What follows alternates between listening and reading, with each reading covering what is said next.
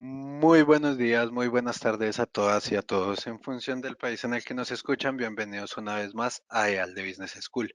El día de hoy presentaremos el webinar Cómo abordar el análisis de proyectos de renovables desde un enfoque financiero, que va a impartir la experta y profesora de EAL de Business School, Eva Duca. Si les parece, hagamos unas pruebas de sonido, de video. Cuéntenos si ven a Eva, si ven la presentación, si me escuchan bien. Cuéntenos de dónde nos están escuchando, si están estudiando algún máster, a qué programa pertenecen o si por el contrario quieren estudiar en EALDE, cuéntenos qué programa les interesa. Les recuerdo que el día de hoy presentaremos el webinar Cómo abordar el análisis de proyectos de renovables desde un enfoque financiero que va a impartir la experta y profesora de EALDE, Eva Duca. La profesora va a exponer alrededor de unos 30 minutos de clase y luego habrá un pequeño espacio para hacer sus preguntas, una ronda de preguntas. De igual manera, quiero recordarles que a lo largo del día de mañana recibirá un correo electrónico con la grabación de este webinar para que puedan verlo nuevamente. Del mismo modo, se subirá al canal de YouTube en las próximas semanas, donde además en este canal pueden visualizar tanto webinars, entrevistas, píldoras y todo el contenido que tenemos preparado para ustedes. Para finalizar, quiero recordarles que este webinar está relacionado con el máster en energías renovables, el cual ya se encuentra en periodo para solicitar plaza beca en www.ealde.es eh, o en el enlace que les dejaré a continuación en el apartado de preguntas del chat, perdón.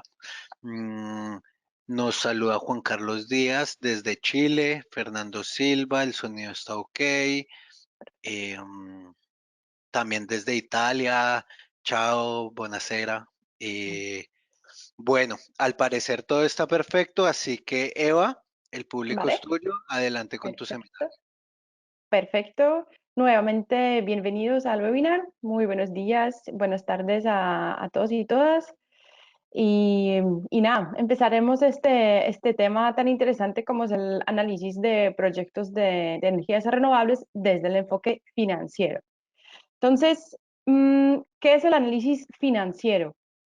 El análisis financiero normalmente se divide en diferentes como grupos. Normalmente cuando hacemos un análisis financiero nos enfocamos en, por un lado, en liquidez, endeudamiento, solvencia y rentabilidad. Para cada uno tenemos como unos ratios financieros que se están calculando, analizando su evolución. Eh, vamos a ver un poquito cada uno de ellos y hoy especialmente nos vamos a enfocar en uno solo.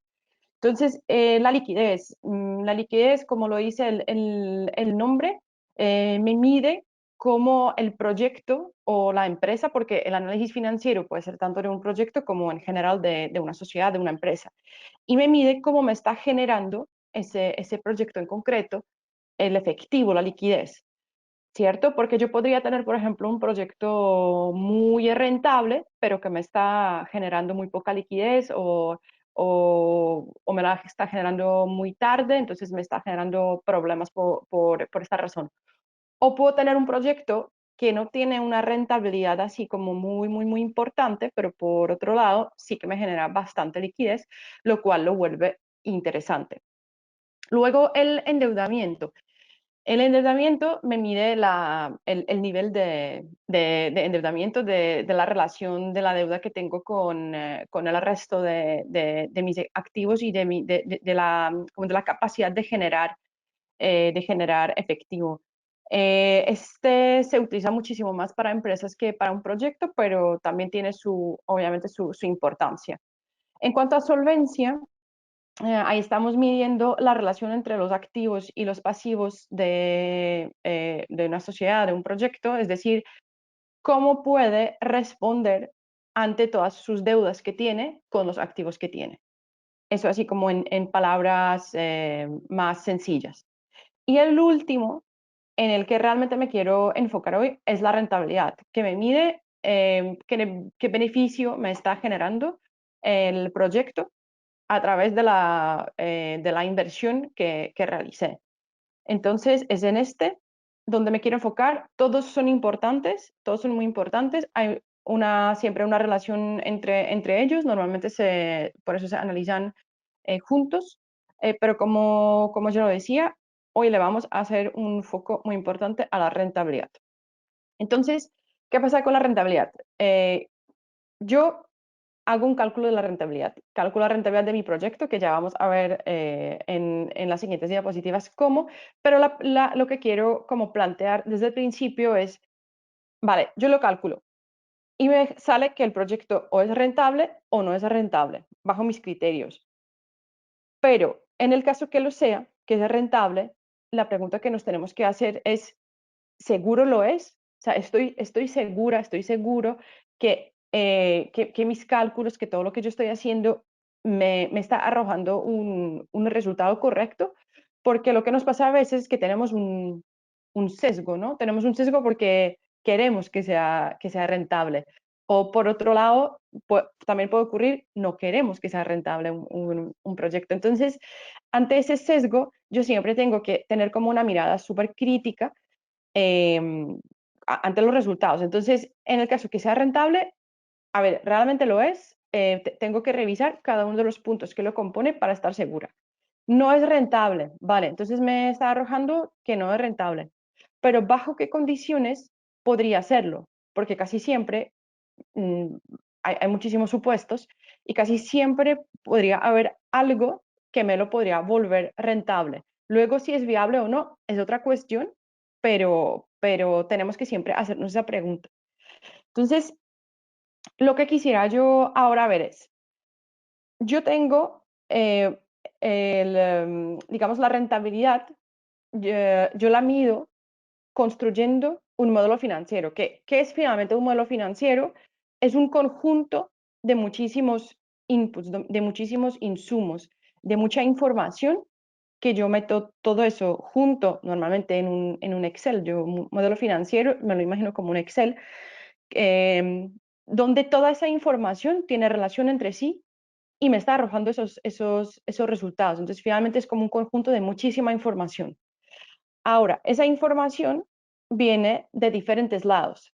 Entonces, enfocándolo en energías renovables, aunque se podría aplicar a muchísimas más áreas, yo lo dividí como en unas partes según la experiencia de cómo funciona la mayoría de las empresas. Entonces, yo por un lado tengo el equipo comercial. Ese equipo normalmente es el que se encarga de la venta al cliente, de la negociación con los proveedores, es el que me tiene que dar toda la información sobre el presupuesto del proyecto, sobre los costos, el precio de venta al cliente y todas las condiciones con los proveedores. Seguramente hacer muchísimo más, pero para hacerlo en ese primer momento un poquito más sencillo. Luego tengo un equipo técnico que obviamente en empresas chiquitas todo eso lo puedo tener en uno solo o no voy a tener 5, voy a tener 2 o en vez de 5 puedo tener 10, pero lo podríamos poner como en esos grupos. Entonces, después del equipo comercial tengo equipo técnico que es el que se encarga del propio diseño. Entonces es el que me diseña el sistema, eh, recibiendo la información del equipo comercial sobre las necesidades del cliente y la información del cliente, me hace todo ese análisis, el diseño de cómo va a ser la instalación. Y lo más importante para mi modelo financiero es la generación de la energía, ¿cierto? Porque repito, lo estoy enfocando mucho en la parte financiera. ¿Qué es lo que desde el punto de vista financiero yo necesito como insumo para mi modelo financiero? Entonces, del equipo técnico yo voy a querer la generación. Yo necesito que me digan qué es lo que va a generar el sistema, la cantidad de energía. Eh, por otro lado, en la mayoría de los casos, yo voy a necesitar una financiación. Entonces, hay una parte que es como la relación con las entidades financieras y de ahí saber muchísimas cosas, porque yo necesito saber cuáles son primero, el mejor producto para mi sistema, ya que sea para mi empresa, para mi cliente, pero para el sistema fotovoltaico que yo estoy preparando, ¿cuál es el mejor producto? Es decir, lo voy a hacer a través de Project Finance o lo voy a hacer a través de un leasing, de un crowdfunding o un préstamo común y corriente.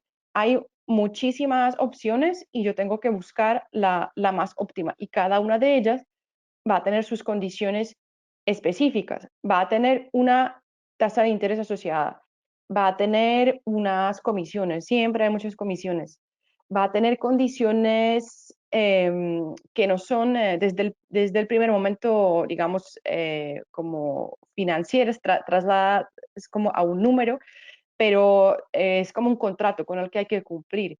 Y eso, si no se cumple el contrato, por ejemplo, sí se podría convertir en algo numérico, por ejemplo, sanciones, ¿no? Entonces ahí hay muchísima también, muchísimo input que viene desde esa parte.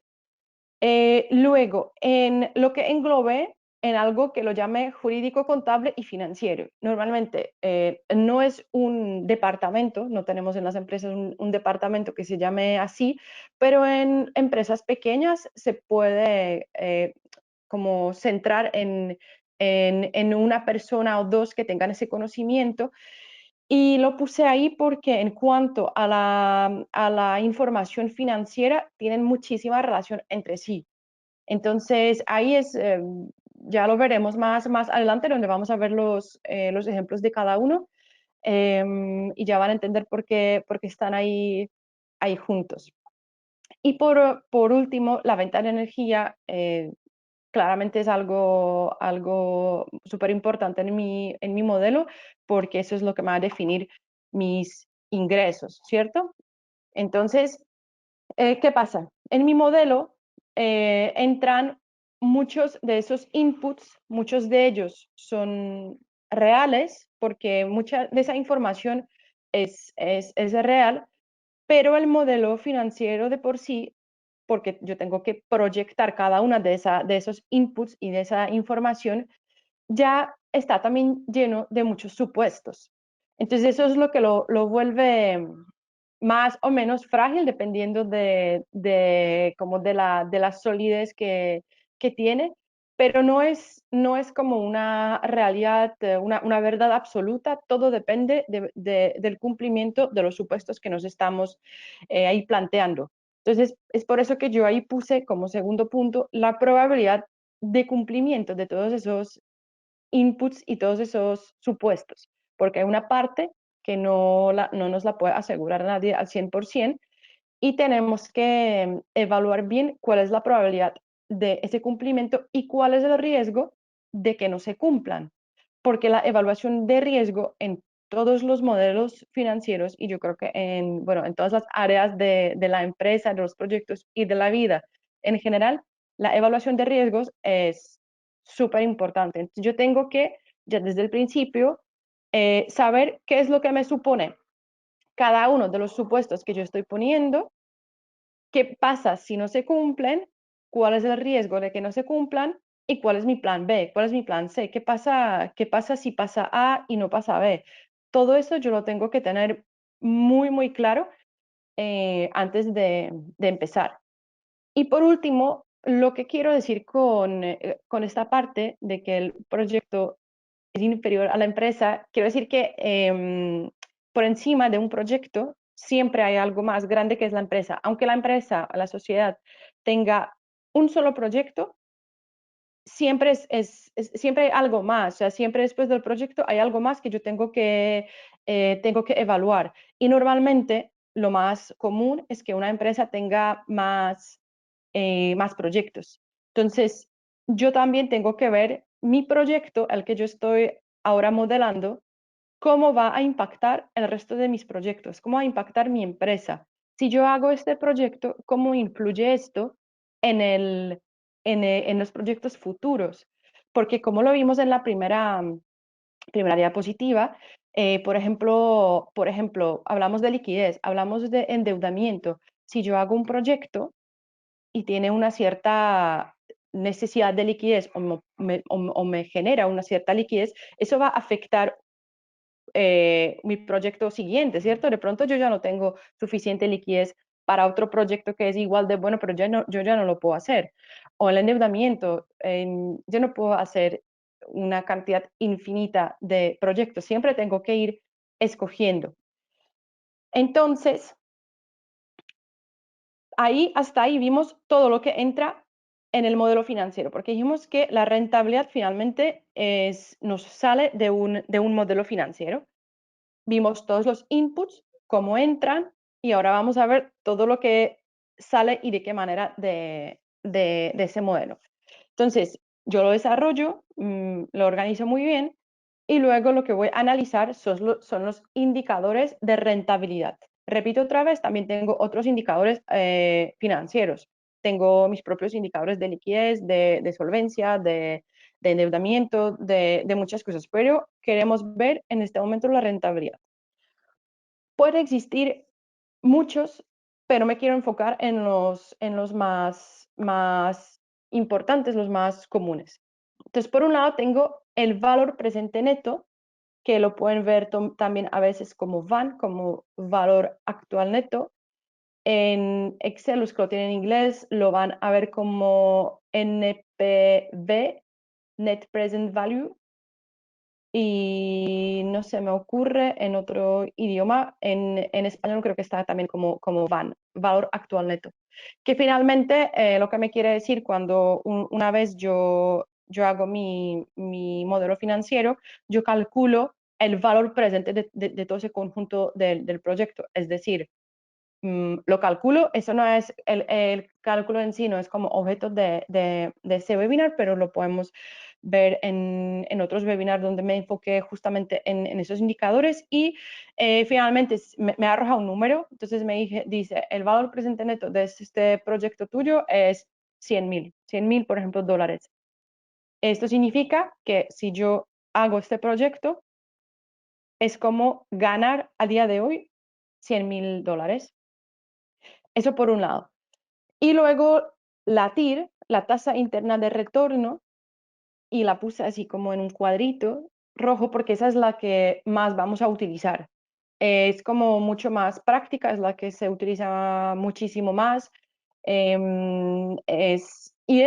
También para ver la definición, es la rentabilidad promedio de mi proyecto a lo largo de su vida útil. Entonces, si yo digo que mi proyecto tiene una vida útil de 25 años y calculo la TIR, una TIR, por ejemplo, digamos, de ese 11% que tengo aquí, eso significa que a lo largo de los 25 años mi rentabilidad promedio es del 11%. Entonces, lo que quiero ver aquí es, vale, ya lo calculé. Una vez calculé esta rentabilidad, me sale del 11%. ¿Pero eso qué significa? Eso significa que es rentable o no es rentable. Eh, Eso va a depender de muchos casos. Primero, desde el punto de vista, digamos, como teórico, la tasa interna de retorno siempre se compara con la tasa de descuento. Es decir, que yo tengo que comparar como la TIR me tiene que dar la tasa, la rentabilidad mínima que yo tengo que exigir bajo todas esas condiciones que yo estoy reflejando en mi modelo. Pero en lo que yo me quiero enfocar realmente es, vale, ya la calculé, y ahora, ¿qué pasa? Yo tengo que evaluar si esto para mí significa que si es rentable o no es rentable, y si no lo es, a ver bajo qué condición podría ser, y vamos a ver cada una de las partes que vimos al principio para poder ver si está todo correcto o si hay alguna parte que podríamos mejorar. Entonces, todo esto finalmente lo que estamos haciendo es como una valoración del proyecto, ¿cierto? Hay diferentes métodos de valoración de un proyecto, y finalmente eso me sale de mi modelo para decir, por ejemplo, nos lo podemos imaginar como si yo tengo ese proyecto y lo quiero vender. ¿En cuánto lo puedo vender? Basándome como en el futuro de este proyecto, ¿cierto? En todo lo que me va a generar a futuro. Mido la rentabilidad, que ya dijimos que a través de la tasa interna de retorno me dice claramente cuál es mi rentabilidad. Y tengo que tener mi criterio de evaluación y de decisión, porque el 11% para una persona no va a significar lo mismo que para otra persona, aunque según la teoría, eh, digamos, la teoría como financiera es rentable, es decir, que sí que me genera beneficio, de pronto no es lo suficiente, de pronto yo estoy buscando un proyecto con una rentabilidad muchísimo más alta. Entonces también depende mucho de la decisión personal, porque yo como inversionista, yo sé cuál es mi rentabilidad deseada o exigida. Entonces, ¿qué es lo que tenemos que hacer ahora? Volvemos a la misma diapositiva donde estuvimos ahora. Una vez calculada esa rentabilidad, me salga bien o mal, es decir, ese 11% me parece mucho o me parece poco, yo tengo que volver y ahora ver cada una de esas partes, cómo influye en mi modelo y ver si es bastante sólido mi modelo, si esa información, ese input que yo le estoy dando a mi modelo es lo suficientemente fuerte o si hay algo que se le podría mejorar. Entonces, ¿qué es lo que me podría pasar en el equipo técnico? ¿Qué información me proporciona el equipo técnico? Ellos diseñan el sistema y me pasan un informe, ¿cierto? Hay muchísimos diferentes tipos de simulación, diferentes software que me van a simular la cantidad de la energía que se puede producir. Ahí yo, desde el punto de vista financiero, no puedo evaluar si eso está bien o si está mal. Tengo que confiar en el criterio, pero sí hay unas preguntas que yo me puedo hacer para asegurarme que está bien. Entonces, por ejemplo, si se tratara de un autoconsumo, porque todo esto lo que yo estoy contando aplica tanto para autoconsumo que para una planta gigante. Solamente que en el caso del autoconsumo, esos ingresos que metemos en el modelo financiero se nos reflejan a través de los ahorros, digamos, lo que yo le dejo de pagar a la comercializadora gracias a mi sistema fotovoltaico. Entonces, esa es la única diferencia en términos así como generales. Entonces, cuando ellos me pasan esa información, yo me tengo que asegurar que lo que estoy metiendo yo en el modelo es lo correcto, porque si estamos hablando de un autoconsumo, y ellos me dicen, vale, entonces la energía generada por este sistema es tanto. Eso no significa que yo tengo que meter eso en mi modelo, porque no es lo mismo la energía generada como la energía autoconsumida, porque yo tengo que tener mucho cuidado en lo que pongo en los ahorros para no llegar justo a ese sesgo, como a un falso positivo, porque aquí abajo puse una imagen que los que de pronto ya llevan más tiempo en ese sector ya saben exactamente de qué se trata. Es una relación entre esto azulito, sería la curva del consumo de una empresa, un hogar, de lo que sea. Y lo que veo aquí en amarillo es la curva de generación, que vemos que tiene mucha lógica, ¿cierto? Porque es así como sale el sol. Aquí es un ejemplo de una ciudad más bien parece en Europa. A las 8 sale el sol, aquí hay mucho sol y va disminuyendo.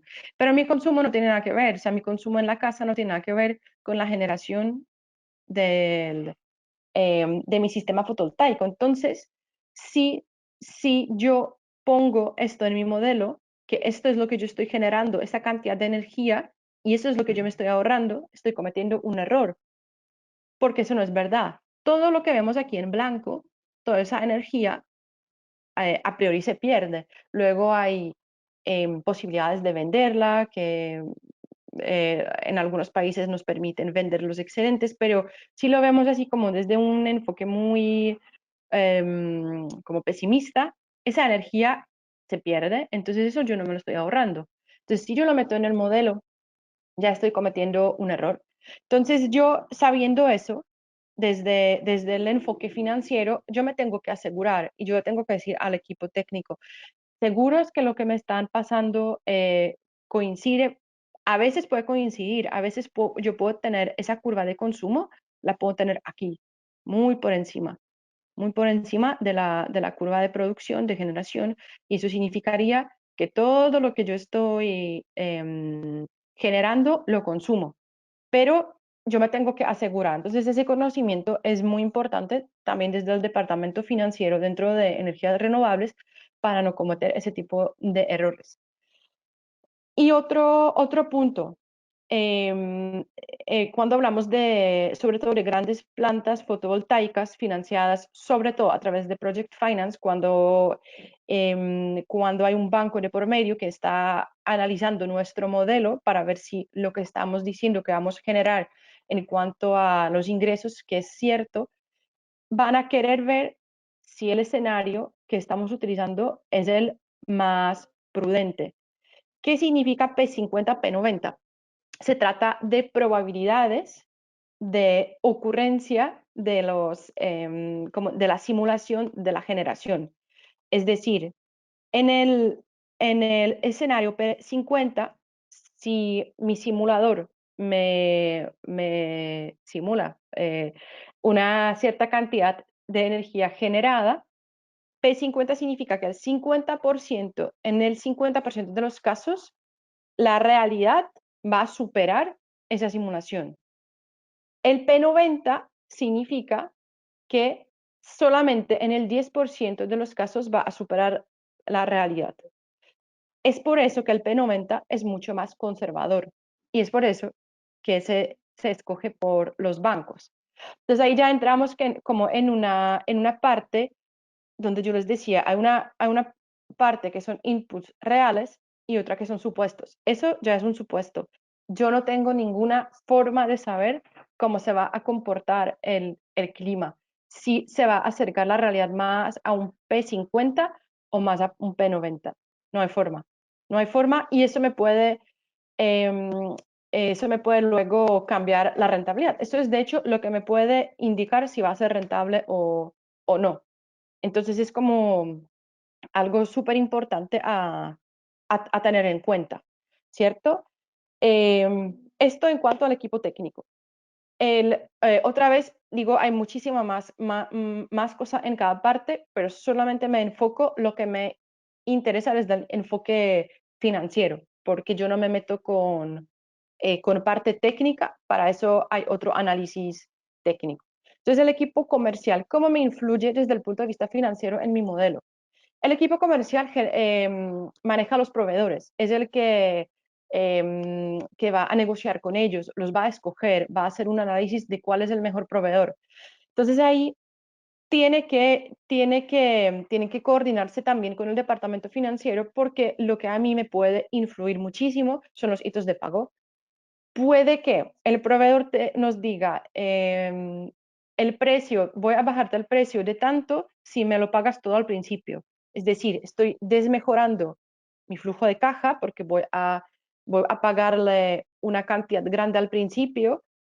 Ese equipo comercial les puede parecer que están logrando un precio inferior y entonces que es mejor, pero eso puede resultar en algo muchísimo más caro porque yo no voy a tener el dinero, yo no voy a tener ese efectivo para poder pagarlo yo, voy a tener que de pronto incurrir en una financiación externa, me va a costar eh, intereses y me va a descuadrar de pronto otro proyecto. Entonces, es muy importante que desde esta parte de negociación estén como coordinados para tenerlo en cuenta y ver realmente cuál es la mejor forma. No siempre lo más barato es realmente lo más barato. Parece como una frase cliché que nos dicen a veces, lo más barato puede salir caro, pero es verdad. Y en cuanto al flujo de caja, es triple de verdad. Mm, Otra cosa, descuento por pronto pago. Entonces yo, en el momento que yo estoy comparando los proveedores, es a veces difícil porque alguno me dice, vale, el precio unitario en vez de 5 son 6, pero si me pagas rápido, te doy un descuento del 5%, del 6, del 7, del 10. Esto hay que calcularlo y meterlo en el modelo desde el principio. Y para saber desde el primer momento qué es lo que me está realmente generando como más, bueno, rentabilidad, pero también como tranquilidad, lo que me conviene más. Otro punto importante, degradación de los módulos, porque la degradación de los módulos es algo contractual. Normalmente cuando yo voy a negociar con un fabricante, yo por un lado estoy negociando el precio, pero por otro lado también la degradación de los módulos. ¿Qué significa eso? Sabemos que el módulo me genera cierta cantidad de energía, pero esa no se mantiene a lo largo de los 25, 30, 35 años. Pues se va degradando. Cada año me genera menos. Por lo general, los fabricantes me aseguran un cierto nivel, y ahí también donde viene como mucha negociación con ellos, porque eso es lo que yo tengo que meter en mi modelo y me va a afectar la producción bueno, de la energía y por ende de los ingresos, la generación de los ingresos. Lo tengo que tener en cuenta, si no estoy cometiendo un error, porque no voy a generar el 100% de, de lo calculado. Entonces, esa parte también, si yo quisiera volver, por ejemplo, yo tengo un modelo que me está saliendo no rentable y yo creo que hay algo que yo podría hacer, podría hablar con ese equipo comercial y decirle, miren, esto lo podríamos renegociar la degradación de los módulos, a ver si nos pueden ofrecer una degradación más bajita.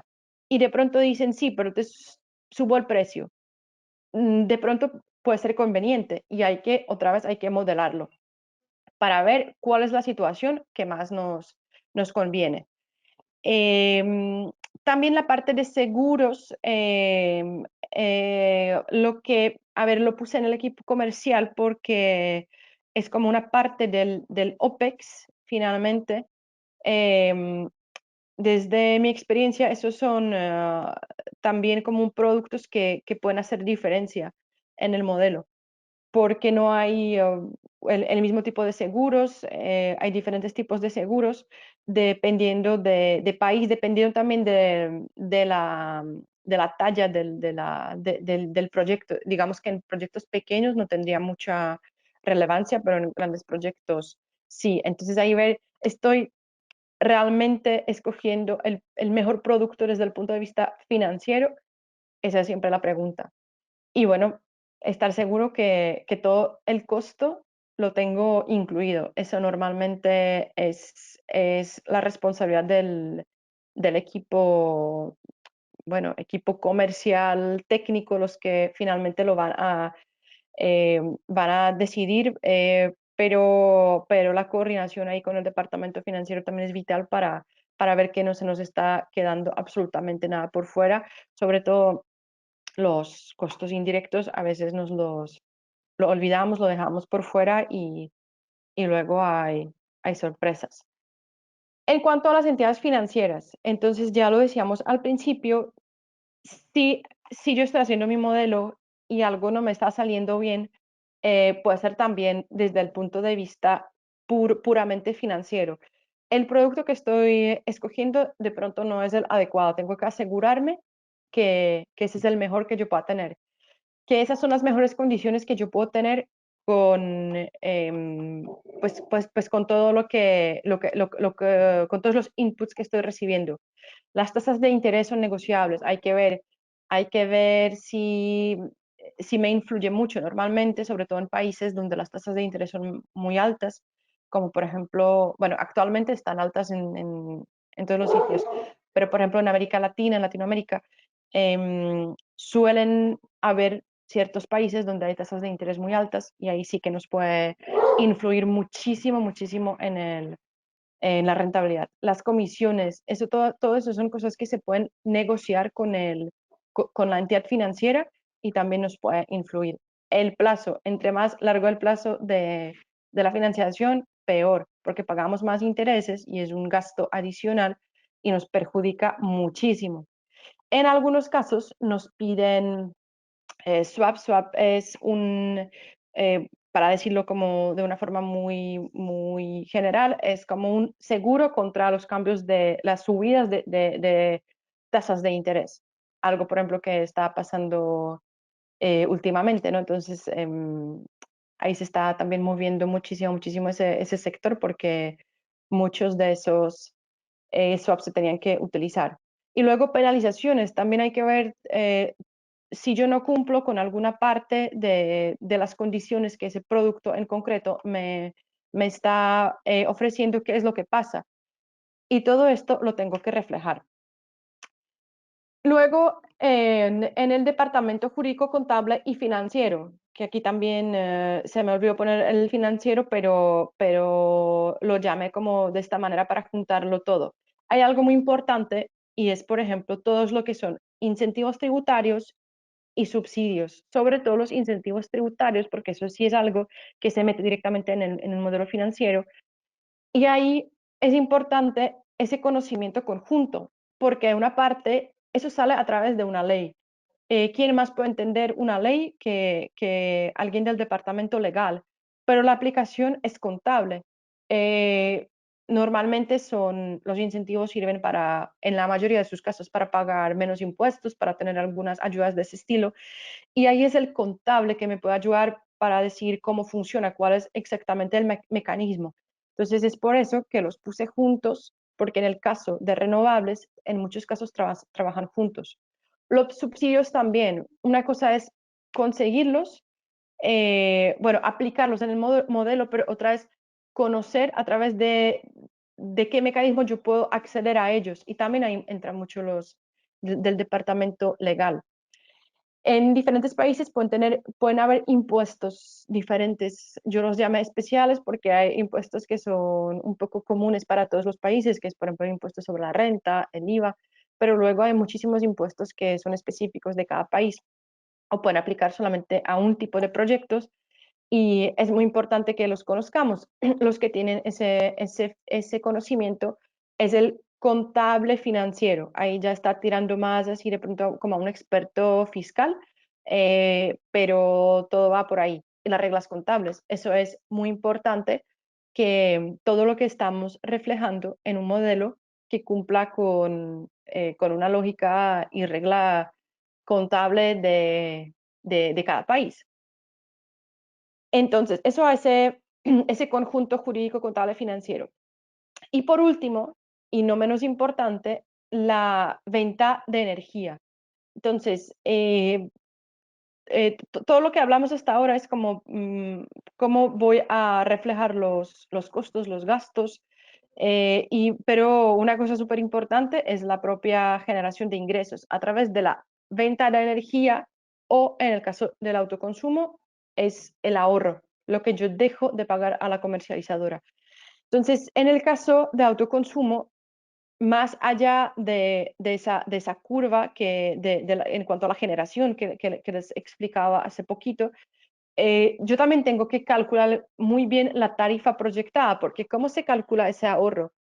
Es la cantidad de energía que yo voy a autoconsumir y dejar de pagar multiplicada por mi tarifa actual, es decir, lo que yo realmente voy a dejar de pagar. Ahí yo tengo que tener un conocimiento también. Un error, por ejemplo, es lo multiplico por la tarifa que yo veo directamente en la factura, pero no siempre es así. A veces es solamente una parte de esa tarifa. No todo en la factura es la parte que corresponde justo a ese elemento. Dependiendo de cada país, la tarifa se compone de varios como, sí, como componentes y, y no siempre yo me ahorro todos, a veces solamente unos, pero hay algunos que los tengo que seguir pagando. Entonces, ahí también hay que tener un conocimiento amplio y ser como muy riguroso con esa parte. Y por otro lado, también lo tengo que proyectar, porque dijimos que el modelo, finalmente lo que es un modelo financiero, es una proyección a unos años. Aunque sean solamente 10 años, yo tengo que saber cómo va a evolucionar cada uno de esos inputs, cada uno de esos inputs en los próximos años. Y para eso también se necesitan muchos supuestos, mucha información Y en cuanto a la tarifa, ¿cómo va a evolucionar? ¿Va a seguir subiendo o hay alguna posibilidad que me baje? Eso también podría pasar. Puede que llegue en algún país, llegue un gobierno y diga, no, vamos a ponerle un tope em, a la tarifa y entonces yo ya no me ahorro, por ejemplo, no sé, X, sino que ahora me va a bajar muchísimo. Entonces, todo eso hay que tenerlo muy, muy en cuenta para la proyección en el modelo.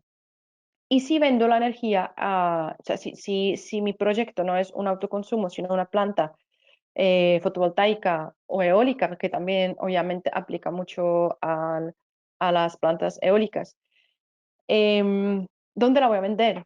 La voy a vender en el mercado spot, es decir, que lo vendo a lo que se está negociando en el momento. O sea, me arriesgo a esto o voy a firmar un contrato PPA. Y ahí las diferencias pueden ser abismales en el modelo y en la rentabilidad. Y cada uno tiene un riesgo asociado muy diferente. eh, y esa parte yo diría que es crítica porque entran tantas variables a jugar ahí juntas que se necesita de verdad un conocimiento muy amplio para hacerlo bien. Si yo voy a firmar un contrato PPA, yo necesito alguien que me asesore y que me diga que no me estoy equivocando en el precio que yo estoy firmando de venta a mi cliente, porque puede que yo me equivoque y que finalmente mi costo de generación supere el precio de venta y todo se me cae. Entonces, esta parte es muy importante. Yo finalmente, así como de modo como resumen, es un poco la misma diapositiva que la vimos al principio, pero la puse así como con flechita y lo que quiero expresar es que es súper importante esa, esa comunicación y esa interrelación entre todos esos departamentos, aunque sean 5 como lo vemos aquí, o sean 10, o sean 2, siempre son personas, o sea, son personas que tienen que trabajar juntos y construir eso juntos para que no se nos escape nada, porque finalmente un proyecto fotovoltaico no es trabajo de una persona, se necesita conocimiento específico de muchas áreas para que tenga el éxito asegurado. No digo que no pueda haber una persona que tenga todo este conocimiento, obviamente que sí, pero en términos generales siempre hay alguien que se especializa más en alguna parte y lo más sano, lo más como que nos lleva al éxito es que se comuniquen, compartan mucho y coordinen entre sí para poder ir como ajustando cada uno de esos inputs y que finalmente nos salga el proyecto de la mejor manera posible. Entonces, eso como en términos generales era lo que yo les quería compartir en cuanto a cómo se analiza un proyecto de energías renovables desde el enfoque financiero, puramente financiero, aunque siempre hay una relación con la parte técnica, porque finalmente nos hacemos especialistas en un sector, entonces aunque mi especialidad son finanzas, finalmente tienes que entender todo lo que hace parte de este sector y, y eso. Entonces, no sé si tienen ahora algunas preguntas al respecto. Voy a abrir, eh, hay unas cuantas, así que voy a intentar. ¿Dónde puedo investigar para conocer la forma de diseñar un modelo financiero? A ver, hay diferentes maneras de lo que puedes hacer, Carlos. Puedes yo te diría, o puedes hacerlo de una manera autodidacta, puedes buscar en internet y vas a ver un poco lo que yo conté en términos súper así amplios, como ver cada partecita de lo que entra en el modelo. Em, o lo que yo te recomendaría es tomar un curso donde alguien te va a guiar pues para darte esas bases y para que lo puedas diseñar,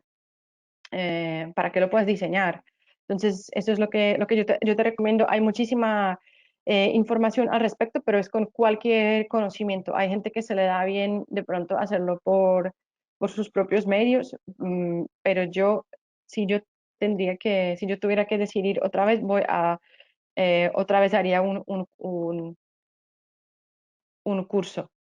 Em, bueno, hay regiones donde, dice Ramón, hay regiones donde las políticas gubernamentales influyen positiva o negativamente en los proyectos renovables. Todo depende de las regiones y las políticas. Totalmente de acuerdo. Eso, totalmente de acuerdo. Hay países donde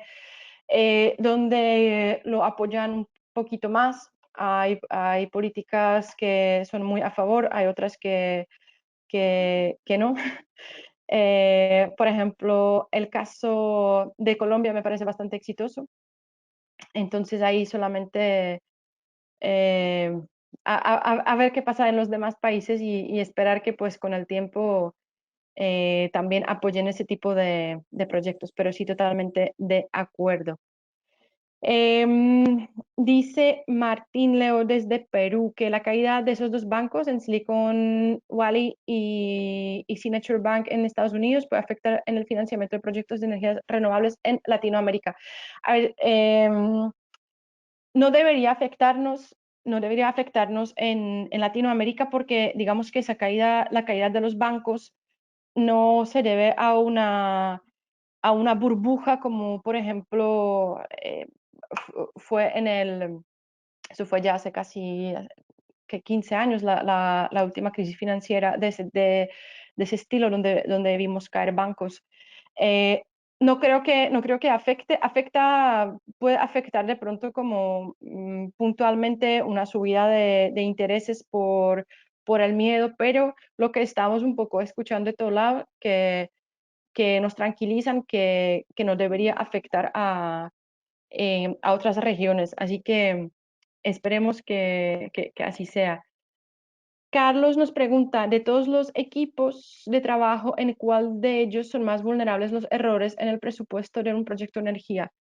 Em, yo te diría, te voy a contestar rápido porque no tenemos tiempo para que piense yo mucho la respuesta, pero lo que yo he visto mucho es que no se incluyen en el presupuesto todos los costos, sobre todo los costos indirectos, sobre todo empresas que no tienen diseñado como un sistema de gestión, es decir, de costos.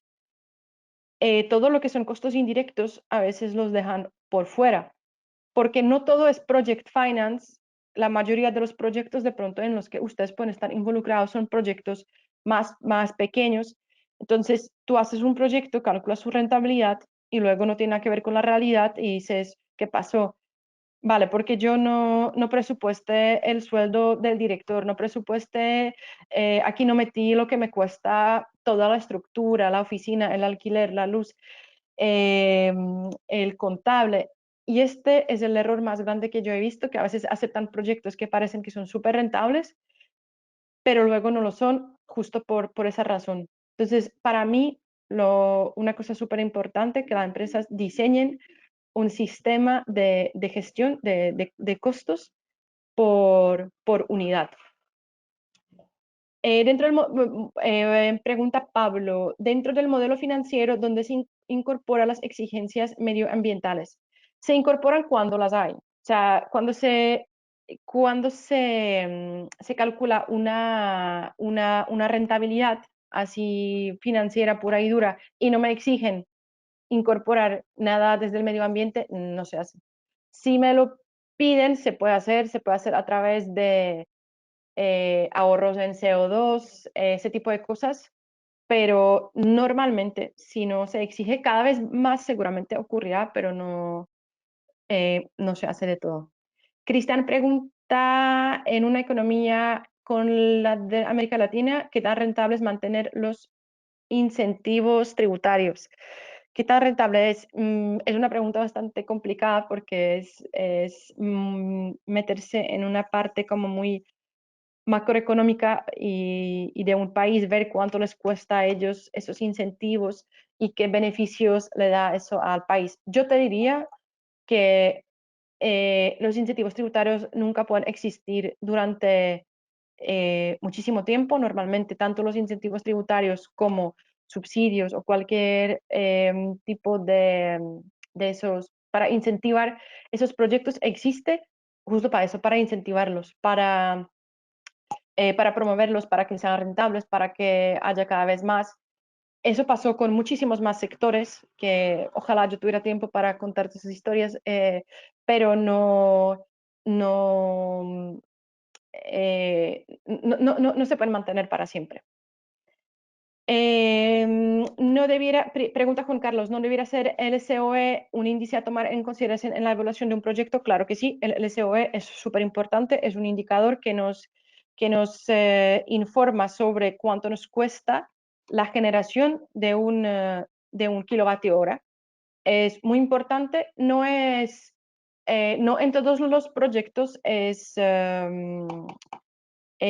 necesario, sobre todo lo utilizamos cuando vamos a hacer un contrato PPA, ahí sí es absolutamente indispensable, así que sí, es muy importante. Yo no lo enfoqué por ese lado porque, como te digo, no siempre lo calculamos.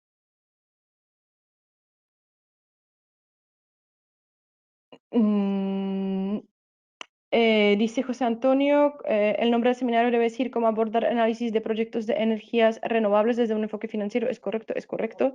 Si no es así, lo siento. Ahora, no sé, voy a ver qué dice en el nombre.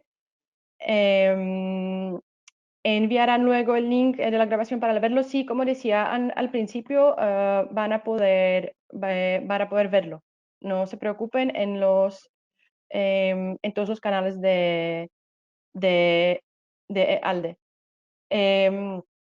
Eh, última preguntita porque ya tenemos que terminar y es de Rolando. Dice, en caso de Project Finance para proyectos de autoconsumo, ¿en cuántos años como mínimo se cierran los contratos PPA? Project Finance para autoconsumo, eso sería un autoconsumo gigante, porque para que se haga un Project Finance tendría que ser un autoconsumo gigante. O no sé si querías decir un proyecto normal. ¿En cuántos años como mínimo se cierran los contratos PPA? Eso depende muchísimo del país. Eh, antes se cerraban a muchísimo más, no bajaban de 20 años. Hoy puedes ver a 10 años, incluso a 5 años, los puedes ver. Lo que va a cambiar, obviamente, es el precio. Entonces es como un poco como con todo, ¿cierto?